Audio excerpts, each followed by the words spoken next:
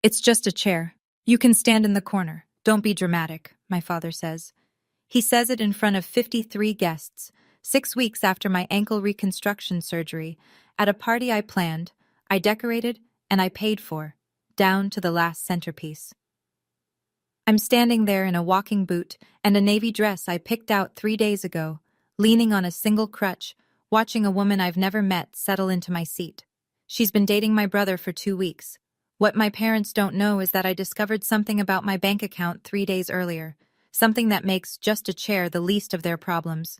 By the end of this night, it won't be me standing in the corner anymore. Before I go on, please take a moment to like and subscribe, but only if you genuinely connect with this story. Drop your location and local time in the comments. I love knowing where you all are listening from. My name is Ondine. I'm 34 and I'm an event planner in Ridgemont, Pennsylvania. Now let me take you back 6 weeks before that party.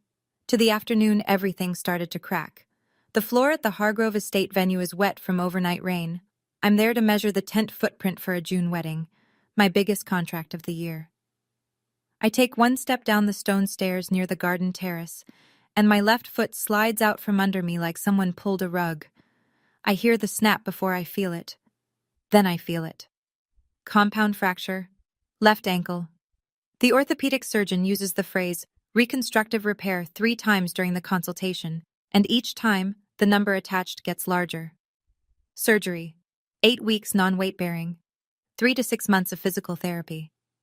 My career depends on being on my feet 10, 12 hours a day, walking venues, directing setups, sprinting across ballrooms when the florist delivers the wrong shade of white. I call my mother from the recovery room. My voice is still thick from anesthesia. I tell her what happened. Maureen Finch listens for about 12 seconds. "So you can still organize our anniversary party, right?" she says. "It's in 6 weeks. Not, 'Are you okay?' Not, 'Do you need anything?' Not even, 'That sounds painful.' Just the party, their 40th. "Yeah, Mom," I say. "I can still do the party." "Good, because your father's been looking forward to it." She hangs up.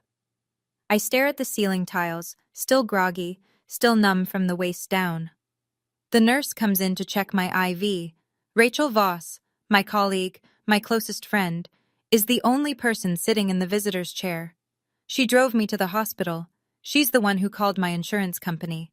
No one from my family comes. Not that afternoon, not the next day, not once during the entire recovery. Rachel brings me soup on day 3. My mother sends a text on day 5. "Don't forget, the caterer needs a final head count by the 20th. Here's the thing about being the responsible child. Nobody ever asks how you became responsible. They just expect it. Like gravity. Like weather. 3 years ago, my parents were 3 months behind on their condo rent. Gerald, my father, had just been laid off from the paper mill outside Ridgemont. Maureen has never worked a paying job in her life. The landlord filed eviction papers on a Tuesday. By Friday, I'd bought the condo. Cash from my savings. $87,000. I put my name on the deed, set up a lease at $400 a month. Market rate is $1,400. I also opened a joint savings account, mine and Gerald's name, so they could access funds in a genuine emergency. I seeded it with $22,000. My physical therapy reserve, my safety net. In 3 years, my parents have paid rent on time exactly 0 months out of 36. Every emergency withdrawal has gone to the same place, my brother Brent. Brent's car repair. Brent's speeding ticket. Brent's bail after his second DUI. Last month, Maureen called asking for $3,200. "The water heater's shot," she said. "We'll freeze." I transferred it within the hour. 2 weeks later, Gerald mentions in passing that the water heater's been running fine all winter. Where did that $3,200 go, I start to wonder, but I'm in a walking boot, planning a party from my couch with my ankle elevated on 3 pillows, and honestly, I don't have the bandwidth to chase it. Not yet. I ask Rachel to look at the account statements when she has a minute. She's an accountant. She's thorough. "Sure," she says. "But Ondine, promise me you'll actually look at what I find." At that point, I don't know how much they've already taken. The real number won't surface until 3 days before the party. Let me tell you about Brent. My brother is 38 years old. He has never held a job longer than 6 months. He's been fired from a warehouse, a car wash, a landscaping crew, and a restaurant where he lasted 11 days before the manager caught him pocketing tips from a coworker. He's had 2 DUIs. He owes money to at least 3 people I know about, probably more I don't. He plays online poker the way some people breathe, constantly and without thinking. He has also been my mother's favorite since the day he was born. I don't say that with bitterness. I say it because it's a fact, the same way Pennsylvania is cold in February. Every time Brent wrecks something, a car, a relationship, a lease, Maureen calls me. Same script every time. He's your brother. Family helps family. And I do. Every time. Because the alternative is listening to her cry on the phone for 45 minutes about how nobody cares about this family except me. Meanwhile, I built a business from nothing. I plan weddings, corporate events, fundraisers. I have a client list. I have a reputation. When the Rotary Club needed a gala coordinator last year, they called me. When I told my mother about the Rotary contract, $15,000, my biggest single booking, she said, "That's nice. Can you send Brent 200? He's short on groceries." I sent 200 that night. I never brought up the Rotary Gala again. Brent is currently sleeping on a friend's couch in Wilkes Barre. He's been evicted from 4 apartments. He calls our mother every week. She tells him everything is going to be fine. She tells me to fix it. Rachel calls on a Wednesday evening. Her voice is careful, quiet, the way people sound when they're about to deliver bad news. "We need to talk about your savings account," she says. "Call me when you can. It's not good." I don't call Rachel back that night. Instead, I spend 3 hours finalizing the seating chart for my parents' anniversary dinner. 8 guests at the head table. Mom, Dad, me, Brent, Aunt Donna, Uncle Ray, Great-Aunt Ruthie, and Cousin Ellen. 53 total across 7 tables at the VFW Hall on Maple Street. I designed the centerpieces myself. White hydrangeas with eucalyptus, small framed photos from my parents' wedding. I ordered a 3-tier cake from Martinelli's Bakery. I booked the caterer, chose the menu, chicken piccata or prime rib, garden salad, roasted potatoes. I printed the invitations on cream linen cardstock. Total cost, $6,500, all mine. My parents haven't contributed a single cent. Every day Maureen calls with a new demand. Never a question about my ankle, never a "how are you healing?" Just instructions. Change the font on the place cards. Add the Lombardis. Your father just remembered them. I don't want salmon. Switch it to prime rib. I make every change. I tell myself this is the last big thing I'll do for them. The final gesture. After the party, I'll step back, set limits, start fresh. I practice walking in the boot around my apartment. Left foot, crutch, right foot. The physical therapist told me the reconstruction is solid, but I need to stay off it as much as possible for another 2 weeks. I plan to sit through the entire dinner. That's the whole reason I put myself at the head table, so I wouldn't need to move. On Thursday morning, I finally call Rachel. She doesn't ease into it. "They've withdrawn $18,000 from your joint account, Ondine. 4 separate transactions over 2 months, all signed by your father." My chest goes cold. I told myself the party was the last big thing I'd do for them. I had no idea how right I'd be. Rachel reads me the transactions one by one. I sit on the edge of my bed with the phone on speaker, staring at my walking boot like it's the only real thing left in the room. March 2nd, $4,800. March 14th, $4,200. March 29th, $5,000. April 8th, $4,000. $18,000 total. That was my physical therapy fund, Rachel. I know. That account was for emergencies. I put Gerald on it in case something happened to me, a car accident, a hospital stay. That's it. I know. I call the bank. The branch manager pulls the records. Every withdrawal was signed by Gerald Finch, authorized, legal, because his name is on the account. There's no dispute process, no fraud claim. He had the right to withdraw. That was the whole point of joint access. I ask Rachel to cross-reference the dates. She finds it in under an hour. The $4,200 on March 14th went directly to Ridgemont Pawn and Trade. The same day Brent's truck was repossessed for unpaid loans. Another chunk lines up with a payment to the Luzerne County Clerk of Courts. Brent's second DUI fine, $18,000. 6 months of physical therapy my insurance won't cover.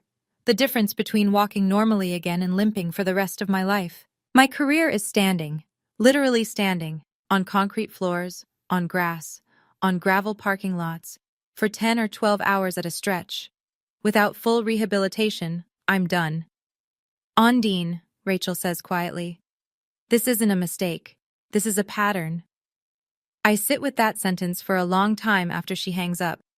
Then I open my laptop and pull up the lease agreement for my parents' condo. Renewal date, April 30th. 45 days away. I haven't signed the renewal. I print the non-renewal form, just in case. I sit alone that night in my apartment.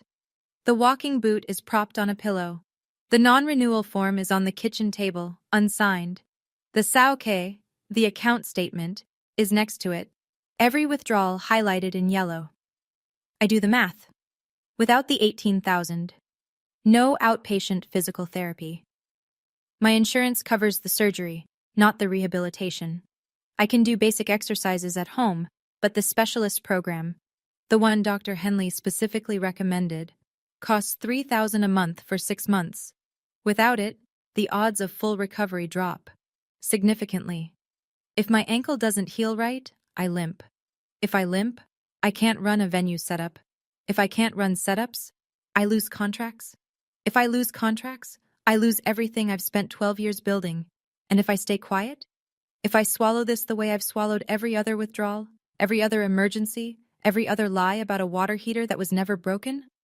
My father will keep withdrawing. There's still $7,000 left in that account. Brent will keep gambling. Maureen will keep calling. I'll keep paying for their condo, their son's mistakes, their entire lifestyle, until there's nothing left of me. Or I look at the non-renewal form, 30 days notice, legal, clean, my right as the property owner. Not an eviction, a decision not to renew a lease that's been violated 11 months out of 36. I pick up a pen, then I put it down. I'm not ready yet. I need to hear what they say first. I need to give them one chance to tell the truth. I call my mother the next morning, Sunday, 3 days before the party. I wasn't ready to make that call yet, but I folded the non-renewal form into thirds and tucked it inside my clutch, just in case. Mom, I need to ask you something about the savings account. 3 seconds of silence. I count them. What about it? Maureen says. $18,000 is gone. 4 withdrawals. Dad signed for all of them. Another pause. Then her voice shifts. The same smooth, measured tone she uses when explaining to neighbors why Brent isn't working. Controlled. Practiced. Your father and I borrowed it. We were going to tell you. It's been 2 months, Mom. We've been busy with the party. Where did the money go? Bills? The water heater replacement? You know how expensive things are right now. The water heater Dad told me was working fine? Silence. And the $4,200 to Ridgemont Pawn and Trade? That's when the tone changes. No more smooth, no more measured. Are you spying on us now? Is that what we raised you to be? I don't raise my voice. I'm reading my own bank statement, Mom. That money was a family emergency. Brent needed help. Brent always needs help. He's your brother. Gerald's voice comes from the background. He must be on speaker. Your mother's right. We'll pay it back. Let's not ruin the party over this. Pay it back how, Dad? You're on a pension. Mom doesn't work. We'll figure it out. We always do. They always do. Which means I always do. I tell them I need to go. Maureen gets in one last sentence before I hang up. Her voice drops to something hard and flat, like a door closing. And don't you dare bring this up at the party. You'll embarrass the whole family.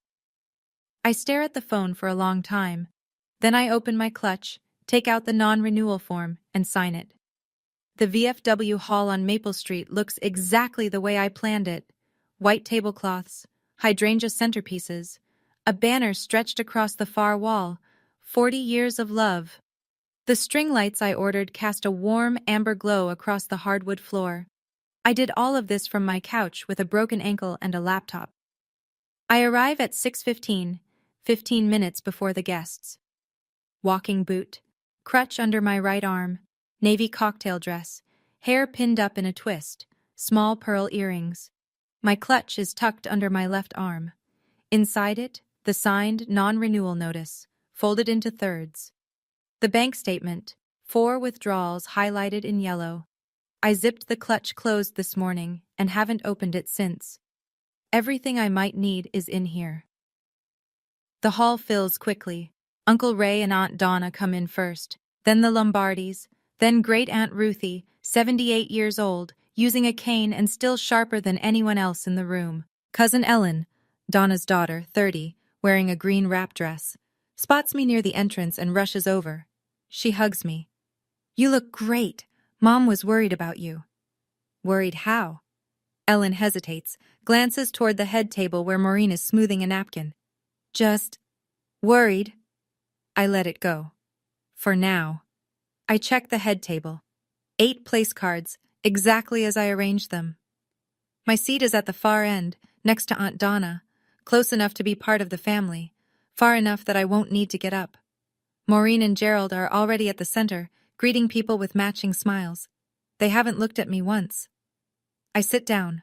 My ankle throbs the second I lower my weight. But I'm sitting. That's what matters. Or so I think. Ellen comes back 10 minutes later. She slides into the chair next to mine, Uncle Ray's seat, but he's at the bar, and leans in close. "Okay, I need to tell you something," she says, "and I don't want you to get upset." That's never a good start. "Your mom told my mom you've been taking a lot of painkillers since the surgery, like a lot." I set my water glass down. "What exactly did she say?" "She said you were dependent, that you haven't been yourself, that you might, her words, cause a scene tonight." I look across the room at Maureen. She's laughing with Gerald's cousin, one hand on his arm, the picture of warmth, the perfect hostess. At a party she didn't plan, didn't pay for, and didn't lift a finger to organize. Now I understand the looks. When I walked in, 2 of my father's aunts glanced at me sideways, then quickly away. I thought it was the boot. It wasn't the boot. Maureen built a story before I even arrived. If I say anything tonight about the money, about the account, about any of it, the narrative is already set. Ondine's on pills. Ondine's unstable. Poor Maureen, dealing with such a difficult daughter. She didn't just take my money. She took my credibility. Before I even walked through the door. I look at Ellen. I stopped taking painkillers 2 weeks after surgery.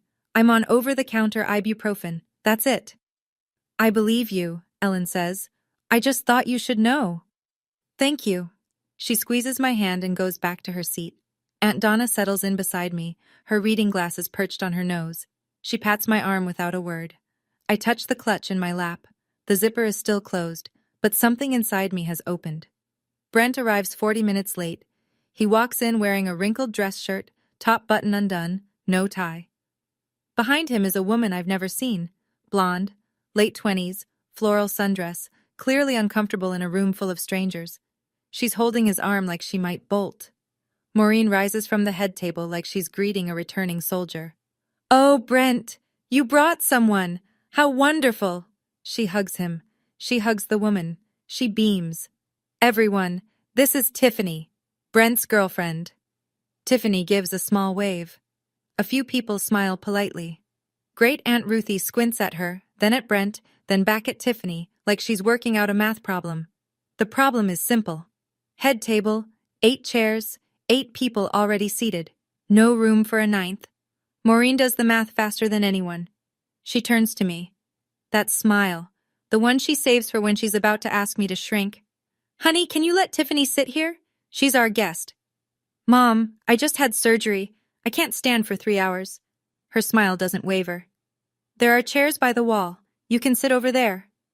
Over there is 15 feet away. A folding chair against the cinder block wall, alone. Away from the head table, away from the family, away from the dinner I paid for. "Mom, I organized this entire event. I'm sitting at this table." Maureen's jaw tightens. She leans in, drops her voice, but not far enough. Half the table can hear. "Don't make this difficult. She's a guest. Your family." As if family means I should always be the one who moves. I look past her at Gerald. He's watching, fork in hand, not moving. I wait for my father to say something. Gerald sets his fork down.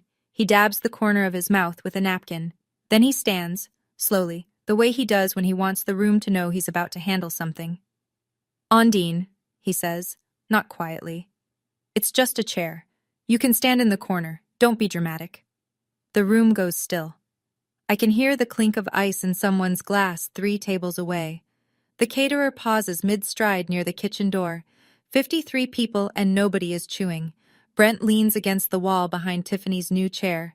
He shrugs. Yeah, it's not that deep. Tiffany looks down at the tablecloth. She can feel the weight of something she doesn't understand yet. From the far end of the table, Great Aunt Ruthie speaks. Her voice carries the way it always has, clear and unapologetic. That girl just had surgery, Gerald. What's the matter with you? Gerald doesn't look at her. He looks at me, waiting. I look down at my walking boot. The Velcro straps, the stiff plastic shell holding my ankle together. 6 weeks of healing, 6 weeks of planning this party from a couch. I stand up. It takes effort. The crutch catches on the chair leg. My ankle screams as my weight shifts. Aunt Donna half rises to help me, but I shake my head. I can do this myself. My clutch slips from my lap as I push back. It falls open just slightly, a flash of white paper visible inside. Aunt Donna glances at it. She says nothing. I pick it up, close it, tuck it under my arm. Tiffany sits in my chair without meeting my eyes. Gerald smooths his napkin. See? No big deal. Let's enjoy the evening. No big deal. The story of my entire life in this family. The corner is exactly as cold as it looks. I lean against the cinder block wall near the emergency exit. The crutch props under my right arm. My left ankle pulses with a dull, deep ache, the kind the surgeon warned me about. Don't stand on it for extended periods.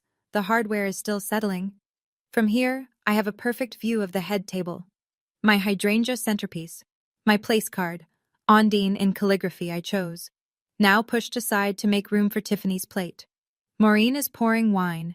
Gerald is slicing into prime rib. Brent is telling a story with his hands, grinning at something I can't hear. Nobody brings me a chair.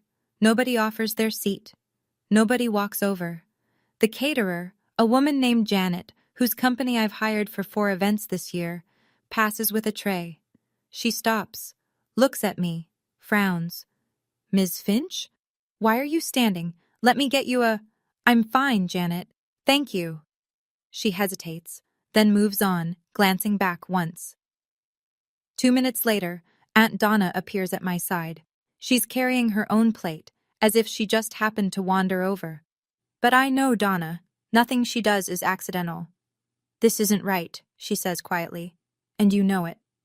I know. What are you going to do?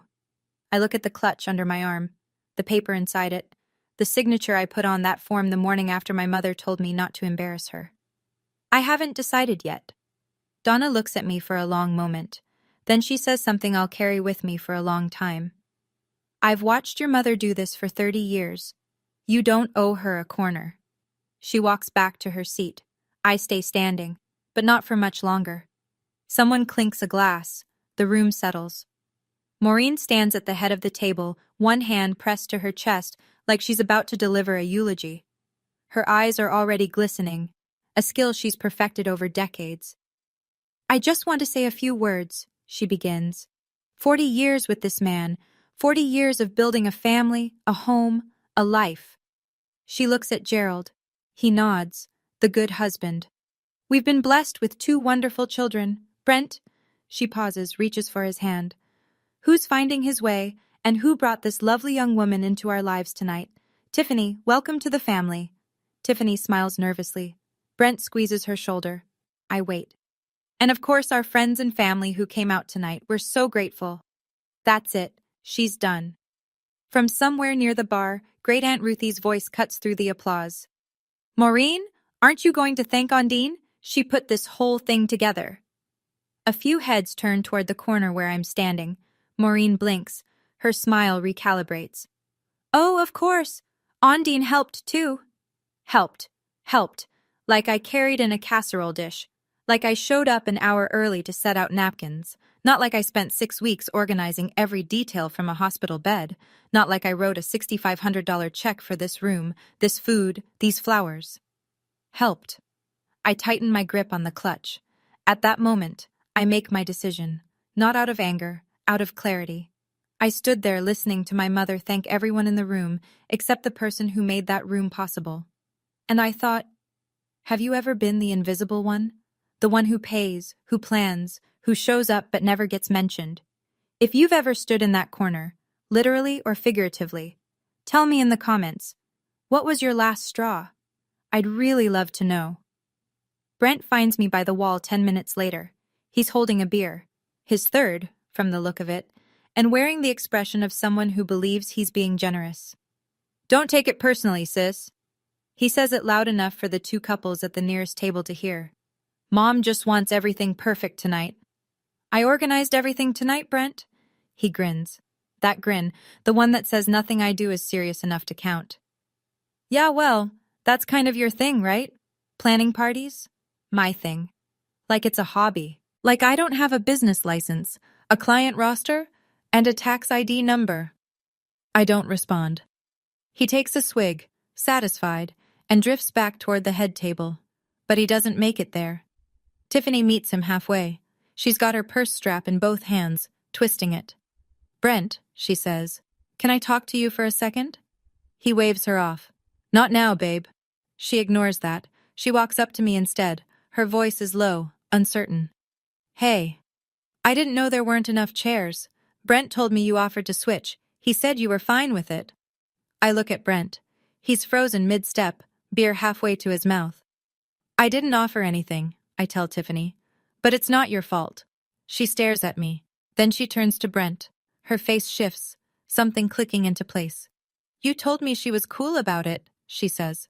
Brent shrugs. Can we not do this right now? But the two couples at the nearest table heard every word. One woman looks at her husband. He raises an eyebrow.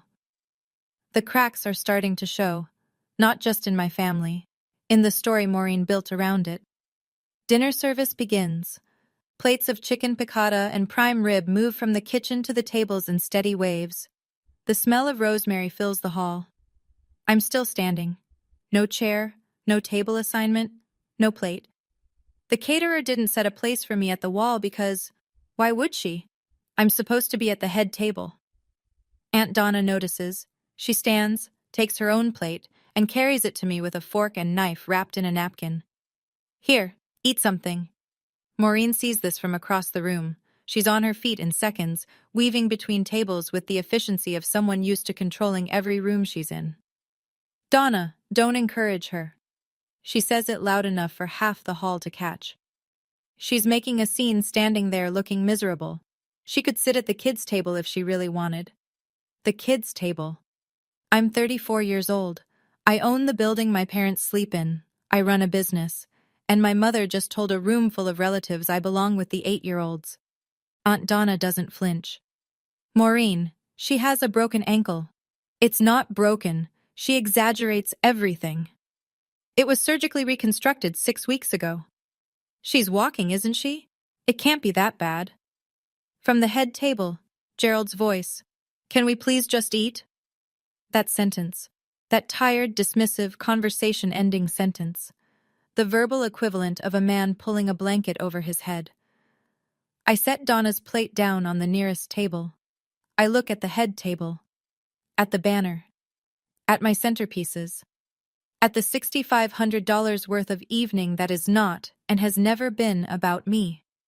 I open my clutch, and for the first time tonight, I reach inside. My fingers touch the edge of the paper, folded in thirds, crisp.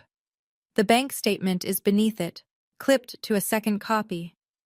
I don't pull them out yet. I stand there, clutch open, and I look around the room one last time.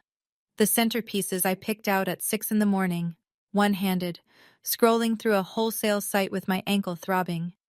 The tablecloths I chose.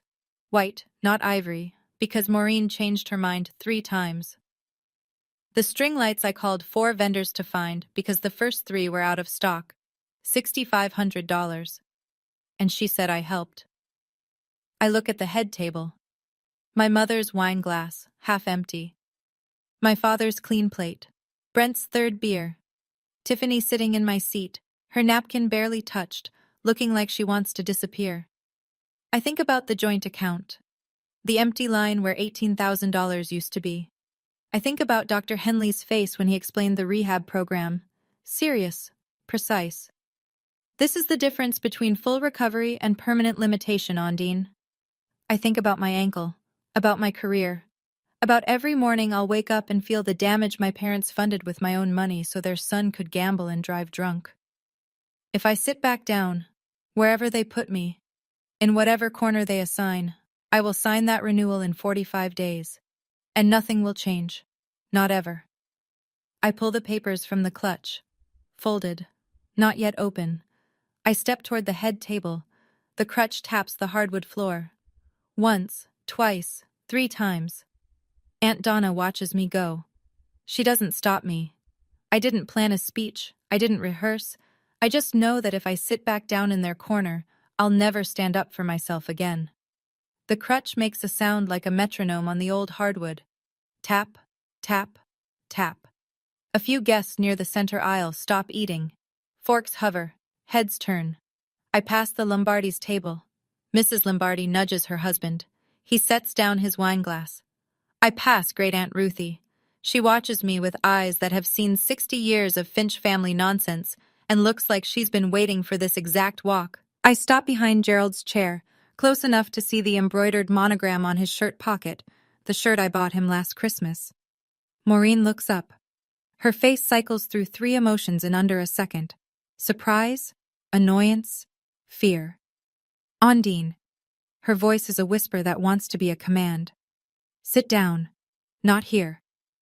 I've been standing for an hour, Mom. On a reconstructed ankle. I think I've earned the right to say something. Gerald turns in his chair. Ondine, this is not the time. When is the time, Dad? He blinks. Because I called 3 days ago and you told me to drop it. I said we'd talk after the party. No. You said, and I'll quote you, don't ruin your mother's night. The same night you're wearing a suit I bought you, eating food I paid for, at a party I organized. The hall is silent now. Not the comfortable silence of a pause between toasts. The heavy, electric silence of 53 people who all just realize something is about to happen. I place the folded papers on the table, between Gerald's water glass and Maureen's wine. The white rectangle sits there like a held breath. I'm not here to ruin your party, I say. I'm here to stop ruining myself. Nobody moves. Nobody speaks. I unfold the first page. Mom. Dad. I keep my voice level, conversational, like I'm confirming a catering order. The condo you live in, who owns it? Gerald's mouth opens, closes. What does that have to do with who owns it? Silence. Maureen's fingers tighten around her wine glass stem. From 2 seats down, Great Aunt Ruthie speaks first. I thought you 2 owned it. They don't. I look at Ruthie when I say it, then back to the table. I bought it 3 years ago, when they were 3 months behind on rent and facing eviction. I own the property. They pay me $400 a month. Market rate is $1,400. The whispers start immediately. Low, scattered, like wind through dry leaves. Uncle Ray leans forward in his chair. Cousin Ellen's eyes go wide. A woman I barely recognize at table 6 turns to her husband and mouths something. Maureen's hand lifts from the table. Ondine, you're making this sound worse than... I'm stating facts, Mom. I tap the paper on the table. This is a 30-day non-renewal notice. Your lease expires April 30th. I'm choosing not to renew it. Gerald picks up the paper. His face drains. Not red, not angry, white. The color of a man who just realized the floor beneath him belongs to someone else and always has. You can't do this, Maureen says. Her voice cracks on the last word. That's our home. It's my property. You've been late on rent 11 out of 36 months. That's a lease violation. Gerald sets the paper down. His hand is shaking. I haven't raised my voice once. I don't plan to. The facts are loud enough on their own. But I'm not done. There's something else, I say. And I reach for the second document. The bank statement is a single page, 4 lines highlighted in yellow. I place it flat on the table so Gerald and Maureen can both see it, and I don't whisper. 6 weeks ago, I had ankle reconstruction surgery. The $18,000 I saved for physical therapy was in a joint account for emergencies. Dad withdrew every penny, 4 transactions, 2 months. The room holds its breath. Gerald stares at the yellow highlights. He doesn't touch the paper. We were going to pay it back. Where did it go, Dad? Nothing. I turn to Brent. He's leaned back in his chair, arms crossed, jaw tight. For the first time tonight, he's not grinning. It went to Brent's gambling debts, I say, and his DUI fines, and a pawn shop on Route 9. Brent's chair scrapes the floor as he stands. You don't know what you're talking about. 4,200 to Ridgemont Pawn and Trade. March 14th, the day your truck got repossessed. He sits back down, slow, like the air went out of him. The whispers in the hall are louder now. Not whispers anymore, low voices, sharp intakes of breath, a chair creaking as someone leans forward. At table 4, a woman covers her mouth with her hand. Uncle Ray is staring at Gerald with an expression I've never seen on his face before. Tiffany looks at Brent, then at me, then back at Brent. Something in her face changes. Not anger, recognition, the slow understanding of someone who's starting to see the shape of a lie she's standing inside. From the end of the head table, Aunt Donna rises to her feet. Her voice carries across the silent room. Maureen, is this true? You took her surgery money? Maureen stands up. The tears come instantly, the way they always do, on cue, perfectly timed. She presses a napkin to her face and draws a shuddering breath. This is exactly what I was afraid of, she says. Her voice trembles. Ondine has been under a lot of stress. The painkillers after her surgery, she hasn't been herself. I let the sentence land, let the room absorb it. Then I respond. I'm not on painkillers, Mom. I stopped taking them 2 weeks after surgery, ibuprofen only. Dr. Henley can confirm. Maureen shakes her head, tears streaming. You're confused, sweetheart. You don't even realize... Wait, Cousin Ellen is standing now. Her green wrap dress catches the light as she steps out from behind her chair. Aunt Maureen, you told my mom that Ondine was addicted to pills. Those were your words. You said she was out of control. A ripple moves through the hall. A low, what? From somewhere near table 3. Great Aunt Ruthie sets down her cane with a deliberate click. Maureen pivots. I never said addicted. I said dependent. There's a difference. No, Maureen. Aunt Donna's voice is flat, steady, the voice of an older sister who has had enough. You told me she was out of control. You said it on the phone last Tuesday. I wrote it down because I didn't believe you. Now I know why. The napkin drops from Maureen's hand. Her face, still wet, flushes red, not from crying, but from the recognition that her safety net, the story she wove to protect herself, just unraveled in front of everyone she was trying to impress. You're all taking her side? Her voice pitches upward. After everything I've done for this family? Nobody answers. The silence says everything. Gerald stands. He raises both hands, palms out, the universal gesture of a man who thinks he can still control the room by appearing calm. Everyone, please. This is a family matter. Let's handle it privately. You had a chance to handle it privately, Dad. I keep my voice even. 3 days ago, you told me to drop it.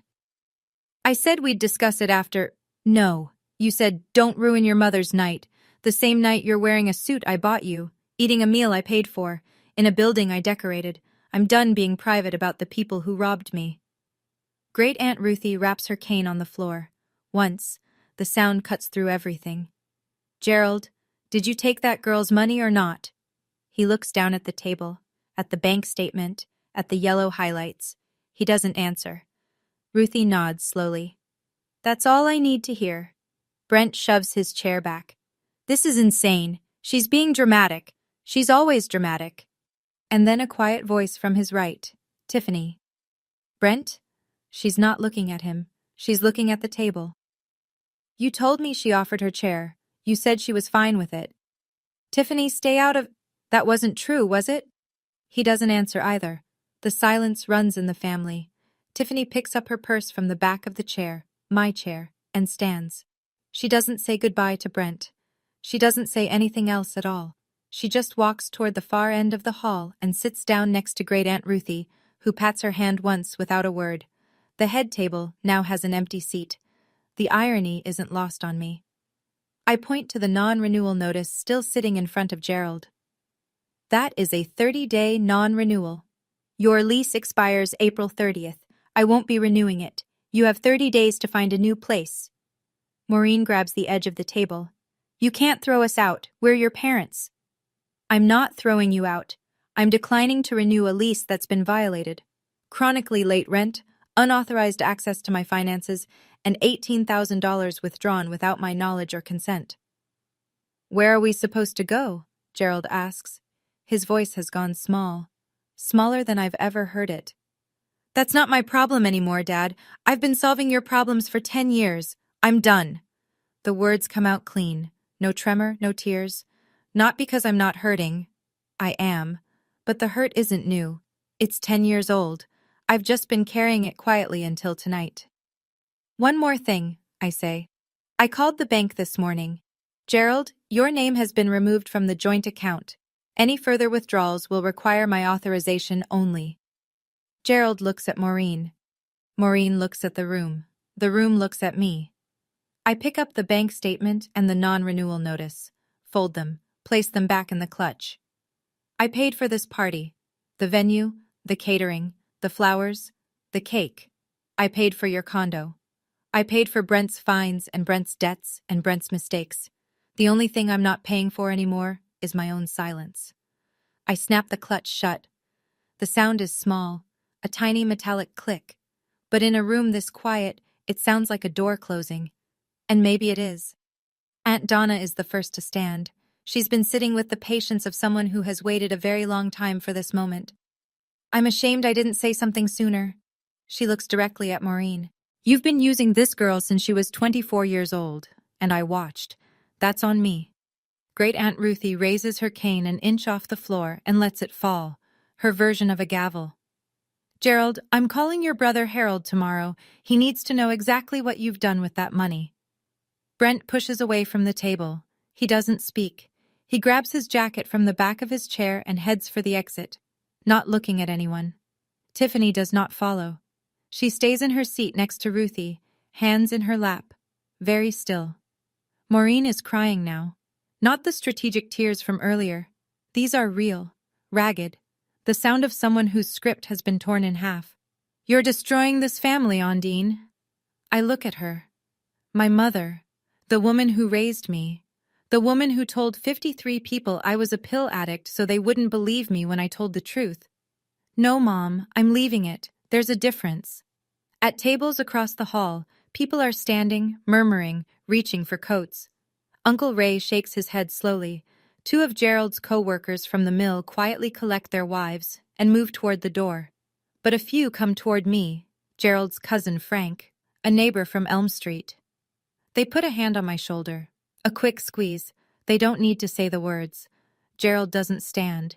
He sits in his chair at the head of a table that no longer feels like the head of anything, staring at the folded paper in front of him. You can cry, Mom, I say, but you can't rewrite what happened, not tonight. I collect my crutch, tuck the clutch under my arm, and I walk toward the door. The walk takes longer than it should. The boot, the crutch, the hardwood floor that I spent 2 phone calls negotiating to rent, because Maureen wanted a hall with real floors, not that rubber nonsense. Every step echoes. Nobody stops me. Aunt Donna catches up near the exit. She's carrying her coat and her purse, like she'd already planned to leave the moment I did. You need a ride? Rachel's outside. Donna nods. Call me tomorrow. I mean it. I will. She hugs me, carefully, avoiding the crutch, one hand on the back of my head. The kind of hug my mother used to give me when I was very small, before she figured out which child was useful and which one was lovable. I push through the double doors into the parking lot. The air hits my face. Cold, sharp, late April Pennsylvania. The sky is clear and dark and full of stars that don't care about anniversary parties. Rachel is parked 3 spots from the entrance, engine idling, window down. She looks at me over the top of her reading glasses. How'd it go? I lower myself into the passenger seat. Every joint in my body exhales. I don't have a family dinner to go to anymore. Rachel puts the car in drive. You have a physical therapy appointment Monday. That's a start. I almost laugh. Almost. As we pull out of the lot, I look back at the VFW hall through the rear window. The banner is still visible through the glass doors. 40 years of love. The string lights still glow. The party is still technically happening. But it isn't mine anymore. And for the first time, that feels right. I drove away lighter than I'd felt in 10 years. The calls start the next morning. Maureen's first. I let it ring to voicemail. She leaves a 2-minute message, half crying, half accusing. You humiliated us. You humiliated your father. I hope you're proud of yourself. Then she calls Aunt Donna, then Uncle Ray, then every cousin, in-law, and second cousin she can reach. The script is familiar. Ondine overreacted. Ondine is unstable. Ondine needs help. It doesn't work. Too many people were in that room. Too many of them saw me standing on a broken ankle while a stranger sat in my chair. Too many of them heard Gerald say, "It's just a chair," and watched Maureen call me a pill addict when the bank statement was on the table. You can't rewrite a story 53 people watched happen. Aunt Donna calls me at noon. Your mother called me crying. I told her the same thing I'm telling you. She brought this on herself. Cousin Ellen texts. I'm sorry I didn't say more. I should have. Love you. Great Aunt Ruthie, who uses Facebook the way she uses a cane, with precision and force, posts in the family group that evening. What I saw last night broke my heart. Not because of what Ondine did, because of what was done to her. That girl deserved better from her parents. Shame on whoever disagrees. 14 reactions within an hour. All hearts. Gerald sends me one text on Monday. Can we talk? I don't respond. Not yet. I'm not punishing him. I'm just not ready. There's a difference. By Tuesday, the count stands at 4 family members who've reached out to support me directly. 2 who've told Maureen they need space. 1 who uninvited her from a May baptism. The corner is empty now, and I'm not the one standing in it. The practical math is brutal and simple. Gerald's pension from the mill pays $1,900 a month. Maureen has no income. At $400 a month, my condo was a lifeline they never acknowledged. At market rate, $1,400, they can't afford it. And I'm not renewing the lease regardless. By mid-May, they find a 1-bedroom apartment in Dunmore, 20 minutes farther from town. It's smaller, older. The hallway smells like carpet cleaner. Gerald carries boxes in silence. Maureen, I'm told, cries through the entire move. I'm not there for it. I'm not invited, and I don't ask. Brent disappears for 2 weeks after the party. His phone goes straight to voicemail. Tiffany, I learned from Ellen, broke up with him the following morning. She said she couldn't trust a single thing he told her, Ellen reports. Smart girl. No one in the family offers Brent money anymore. Not because they all suddenly hate him, but because now they know where the money goes. Awareness is a powerful disinfectant. 3 weeks after the party, Gerald calls. Not a text this time. A call. His voice is low, stripped of the authority he wore like that monogrammed shirt. I made a mistake, Ondine. I know, Dad. I should have told you. I should have asked. You should have. But a mistake is once. This was a system. Long pause. I hear him breathing. What do you need from me? He asks. $18,000. I'll accept a payment plan. $300 a month from your pension. It'll take 5 years. Okay. And Dad? Don't ever sign your name to my accounts again. Okay. It's not forgiveness. It's not reconciliation. It's a starting line. The first honest transaction between us in a decade. I'll take it. The physical therapy clinic on Grant Street has fluorescent lights and a faint smell of rubbing alcohol. It's not glamorous.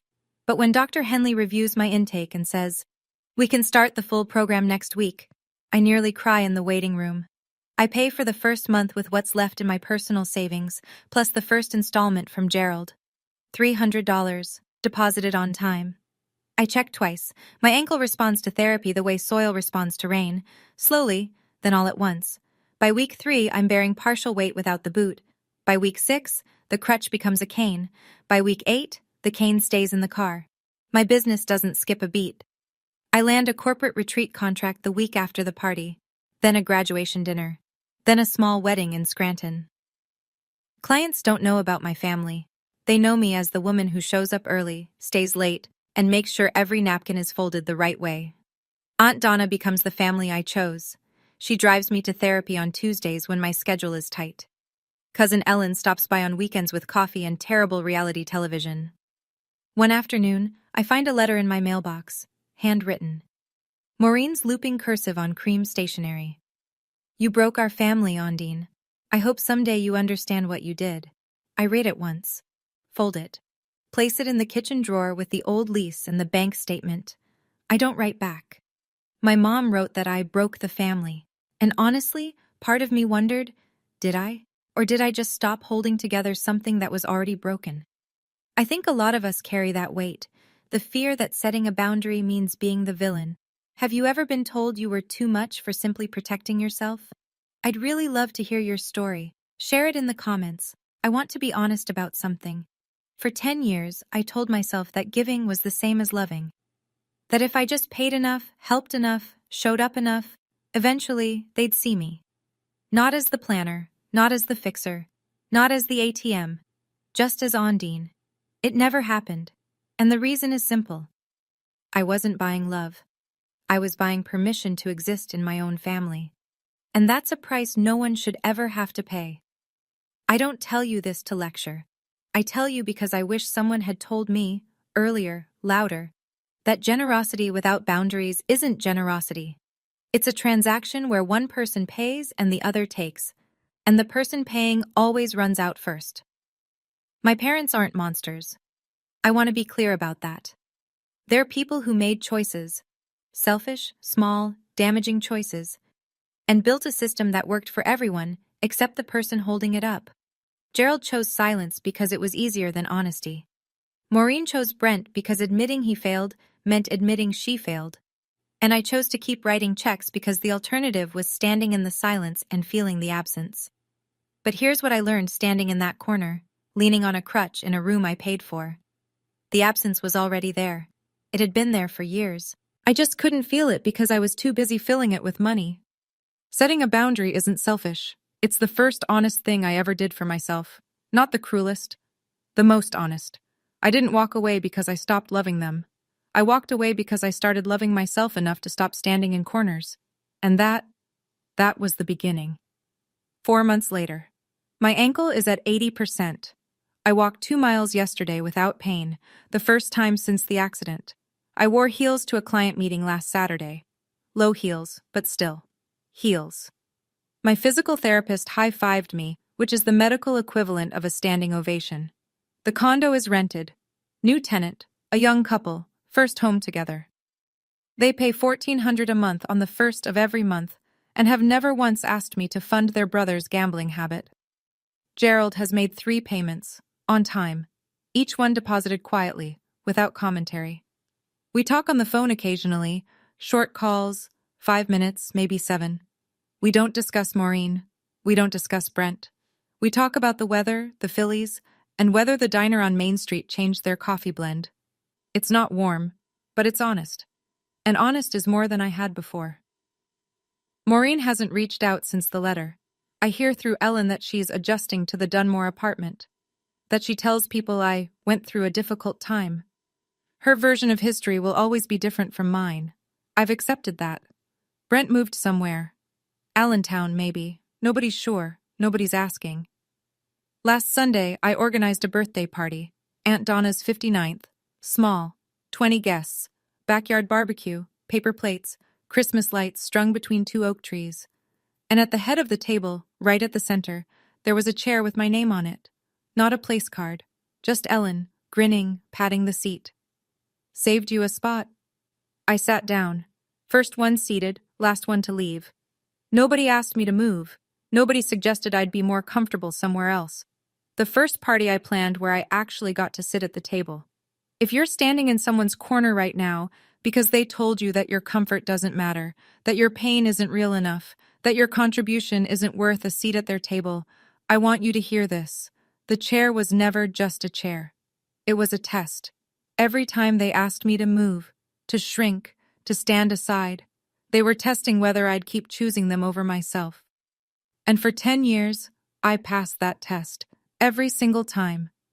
The night I failed, it was the night I finally got it right. I'm not telling you to cut off your family. I'm not telling you to burn bridges or make scenes at anniversary parties. Every situation is different. Every family has its own gravity. But I'm telling you this: when your health, your finances, and your dignity are under attack, and the people attacking them are the ones who are supposed to protect you, a boundary isn't optional. It's survival. I don't carry anger anymore. I carry clarity. I know what I'm worth, and I know what I'm willing to pay. Those two numbers finally match. And for the record, my ankle is doing great. I wore heels last Saturday for the first time in 6 months.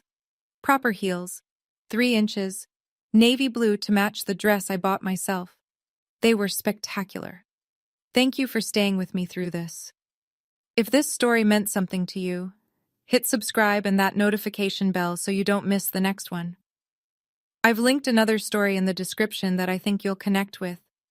It's about someone who was told they owed their family everything until they found out what their family really owed them. Go check it out. And remember, your peace is not negotiable.